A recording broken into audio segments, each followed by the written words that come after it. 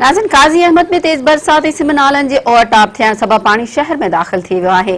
उन हवाले सां वधीक अपडेट करे रहियो आहे मराठी जो रिपोर्टर गुलाम हैदर उनर। जी गुलाम हैदर, छा तफ़सील आहिनि?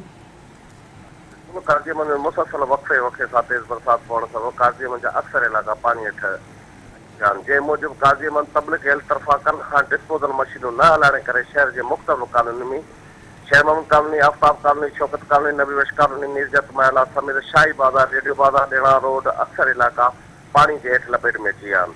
पीरमाला जे घरनि में पाणी दाख़िल थियण खां पोइ उतां जे रवासी लुकमान मल्ला, परवेज़ मल्ला, किरिया बिरादरी पब्लिक हेल्थ के ख़िलाफ़ एहतिजाज कंदे चयो त असां पब्लिक हेल्थ वारनि खे कल्ह खां चयो आहे त महिरबानी करे मशीन न खणी वञो, लेकिन उहे मशीनूं उतां खणी विया, असांजे हिकु बि न ॿुधो।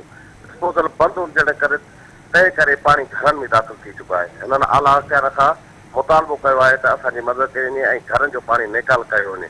मां तव्हांखे इहो ॿुधाईंदो हलां त मीरजत महला में तक़रीबन 3 घर ज़मीन दोस्त थी चुका आहिनि, जेके उन्हनि जो तक़रीबन माली नुक़सान तमामु घणो थी चुको आहे। जी गुलाम हैदर, अवां जी महिरबानी।